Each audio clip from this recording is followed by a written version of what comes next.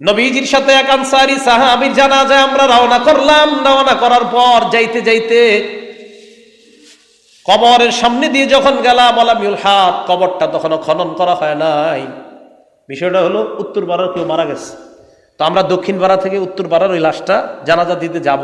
তো যাওয়ার সময় দেখি বাঁশতলায় তার কবর হচ্ছে। তো চিন্তা করলাম কবরটা একটু দেখে যাই। বুঝে আসছে কথাটা? মানে তারে দেখার আগেই কবরটা দেখতেছে। তো নবীজি আনসারীর জানাজা রওনা করছে, হঠাৎ দেখে কবর করতেছে। এটা একটা বর্ণনা। আরেক বর্ণনায় কি আসছে, সাহাবীদের কিনা রওনা করছে, চলতেছে, হঠাৎ দেখে কোথায় জানি কবর হচ্ছে।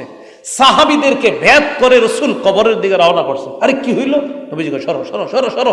কবরের পাশে আসছে, আয়েশা বাচ্চাদের মতো কান্নাকাটি শুরু করছে।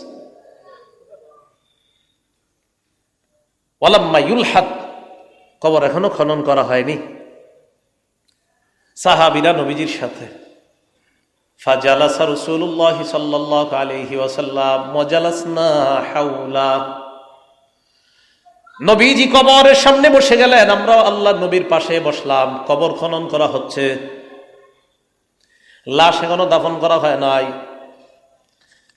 নবীজি হাতের মধ্যে একটা লাঠি, এই লাঠি দিয়ে ফিয়াদিহি উদুন ইয়ানকুতু বিহি ফিল আরদ, জমিনে এইভাবে আঁকাআঁকি করতেছে লাঠি দিয়ে, নিচের দিকে তাকায় রয়েছে, এভাবে আঁকাআঁকি করে। সাহাবীদের সব নিচের দিকে তাকায় আছে। তারা বলেন, কান্না আলা রুউসিনা আত-তাইর, মনে হচ্ছে যে আমাদের মাথার উপর পাখি বসা, এমন ভাবে আমরা চুপচাপ সব সাহাবীরা বসা, এইভাবে নবীজির সামনে বসা। তো রাসূলুল্লাহ সাল্লাল্লাহু আলাইহি সাল্লাম মাথা উঠায় না, হঠাৎ মাথা উঠেছে। মাথা উঠানোর পর যে কথাটা বলছে, আপনাদের হাতে পায়ে ধরে বলি, পারলে ডেলি কয়েকবার স্মরণ করবেন যে আল্লাহর পরে যিনি শ্রেষ্ঠ তিনি কি বললেন এই কথাটা। সাহাবীদেরকে বললেন, ইস্তাঈযু বিল্লাহি মিন আযাবিল কবরি মাররাতান আও মাররাতাইন আও সালাসা মাররাত।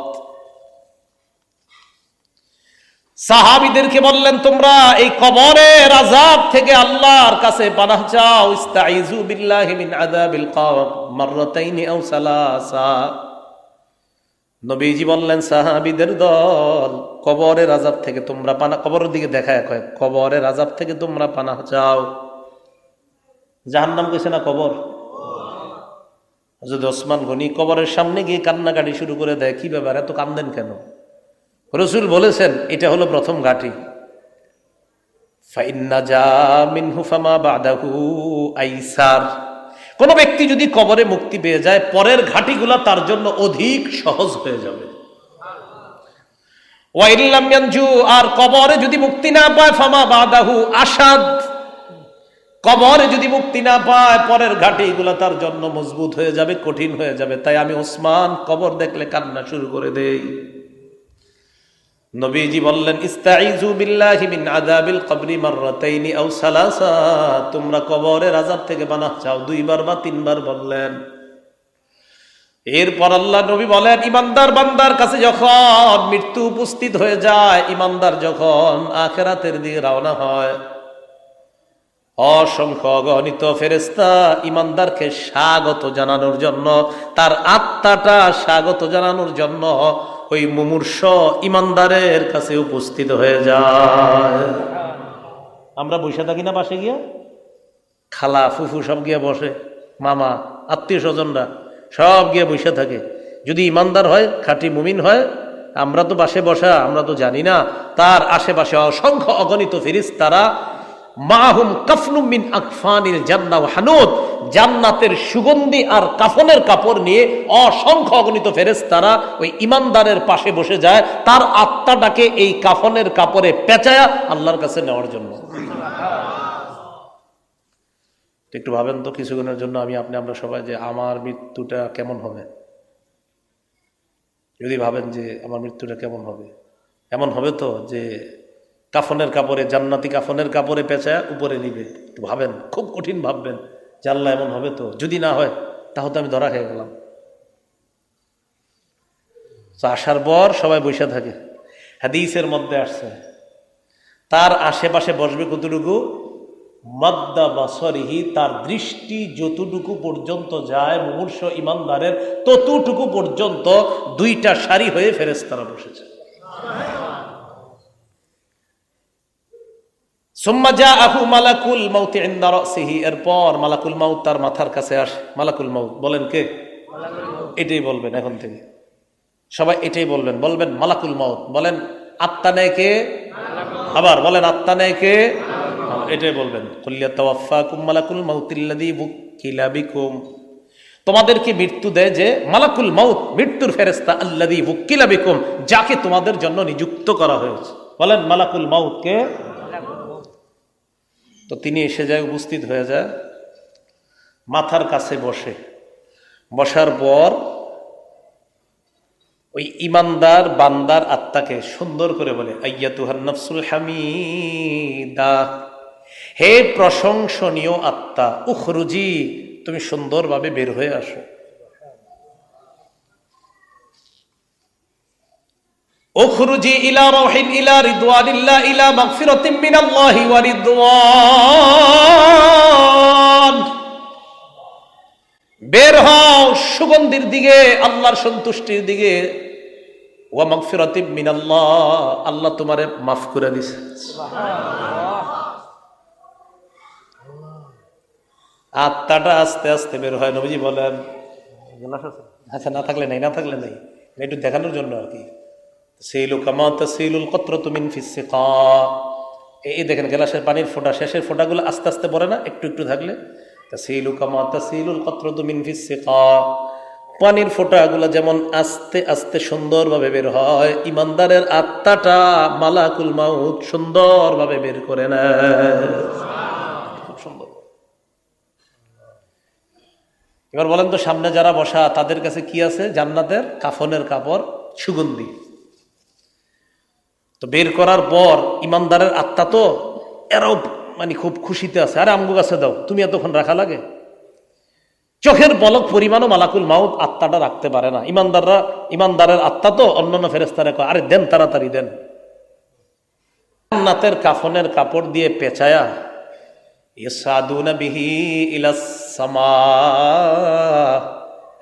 আসমানের দিকে রওনা হয়। হাদিসের বর্ণনা, আত্মা আসমানের দিকে নিয়ে যখন রওনা হয়, যতগুলা ফেরেশতাদের সামনে দিয়ে আত্মা বহনকারী ফেরেশতারা যায়, সমস্ত ফেরেশতারা ওই আত্মা বহনকারী ফেরেশতাদেরকে স্বাগত জানায় আর বলে, যাও যাও, উপরের দিকে যাও। আরেকটু আছে, বলে এটা কার আত্মা? ইমানদাররা জবাব দেয়, ফুলান ইবনু ফুলান। এটা হুজুর আপনার এলাকার নাম জানি কি? আচ্ছা, বড়নগর সোনারগাঁ, সোনারগাঁ নারায়ণগঞ্জ, অমুকের সন্তান, অমুকের আত্মা। সুন্দর একটা নাম বলে, যেই নামে মানুষ দুনিয়াতে আপনাকে ডাকতো, এমন সুন্দর নামে বলবে এটা অমুকের সন্তান, অমুকের আত্মা, একদম নাম সহ বলবে এটা অমুকের আত্মা। ওই যে অমুকে নারায়ণগঞ্জের আব্দুর রহিমের ছেলে আব্দুর রহমানের আত্মা নিয়ে আল্লাহর কাছে যাইতেছে। তো ঘটনা হলো, তোমরা কেমনে জানলা? এনে যে ইমানদারের আত্মা খোলা না তো, পেছানো, এরা জানলো কেমনে এখানে যে ইমানদারের আত্মা? এরা বলবে, এই আত্মা থেকে এমন সুগন্ধি বের হয়েছে, যেই সুগন্ধির কারণে আমরা বুঝতে পারছি এটা ইমানদারের আত্মা। এত সুন্দর ঘ্রাণ পৃথিবীর অন্য কোন ঘ্রাণের মধ্যে আমরা পাই না। বলছিলাম, একটু চিন্তা করেন যে আমার আত্মাটা আসলে কি হবে।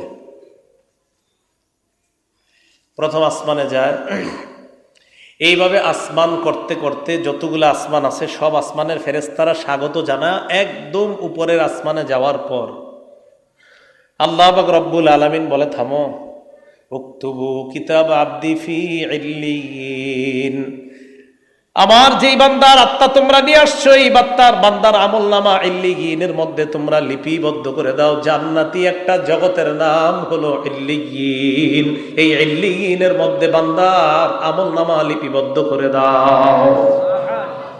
বুঝছেন? দেহ কই? দেহ জমিনে, আত্মা উপরে, দেহ জমিনে। এখন দেহরে আমরা কবর দিব, তো দেহটারে যখন কবরের কাছে নিয়ে যাবো আমরা, আরো ফেরেশতারা কবর পর্যন্ত দাঁড়ায় আছে, হযরতকে স্বাগত জানায় জানায় কবরে নিয়ে যায়। ইমানদার তো। কবরের মধ্যে রাখার পর আত্মা কই? এবার আত্মা আল্লাহ ফিরিয়ে দিবেন, যাও তার দেহের মধ্যে ঢুকায় দাও। এখন তো ফেরেশতা আসবে দুইজন। ফায়াতিয়ানিহি মালাকান ফায়ুকঈদানিহি ওয়া ফি রিওয়ায়াতিন ফায়ুজলিসানিহি। দুই ফেরেশতা তার কাছে আসবে, আসার পর তাকে বসাবে, বসানোর পর বলবে মান রব্বুকা, এই রবকে? জবাব দিবে রব্বি আল্লাহ, আমার রব হলো আল্লাহ। বলেন না রবকে? আল্লাহ। মুহাম্মদের সাথে বলেন আল্লাহ, আর একটু সুন্দরভাবে বলেন আল্লাহ। এরকম শব্দ আছে আর? ওয়ামা দীনুকা, তোমার ধর্ম কি? জবাব দিবে দীনি আল ইসলাম, আমার ধর্ম হলো ইসলাম। ওয়ামান হাদার রাজুলুল্লাযী বুইসা ফীকুম, এই মানুষটাকে, যে মানুষটা তোমাদের মাঝে নবী হিসাবে প্রেরণ করা হয়েছে, চিনুনি? তিনি জবাব দিবে হাদা মুহাম্মাদুন সাল্লাল্লাহু আলাইহি ওয়াসাল্লাম, তিনি হলেন মুহাম্মদ সাল্লাল্লাহু আলাইহি ওয়াসাল্লাম। এই কথা বলার পর আল্লাহ বলবে, এই প্রশ্ন করার দরকার নাই। আন সাদাকা আব্দি, আমি সত্যায়ন করলাম আমার বান্দা যা বলছে সত্যি কথা। বলেন আমরা হেরে কি পরায় কবরে রাখছি? বলেন কি পরায়? নাকি পাঞ্জাবি? কাফনের কাপড়। আল্লাহ পাক রব্বুল আলামিন বলবেন এক কাজ করো, আফরিশুহু মিনাল জান্নাহ, বান্দা মাটির মধ্যে কেন থাকবে? কবরের মধ্যে জান্নাতের বিছানা বিছায়া দাও। ওয়ালবিসুহু মিনাল জান্নাহ, মানুষ কি একটা কাপড় দিয়ে দিছে, জান্নাতের পোশাক পরায়া দাও।